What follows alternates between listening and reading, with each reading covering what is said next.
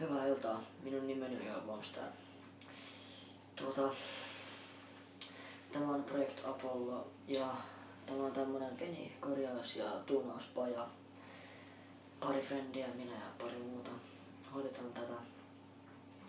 Ja me korjataan ja fiksataan skeittejä, BMX-pyöriä, aivan mitä tahansa, mitä tulee mieleen. Ja joo, mä oon siis Joel ja sit meillä on pari muuta tyyppiä messissä. Ja joo, eli nyt meidän seuraava projekti on tämä JUL-logo siirtää BMXään, skeittilautaan ja longboard-lautaan. Ja laitetaan näitä videopostauksia näistä vaiheista sitten.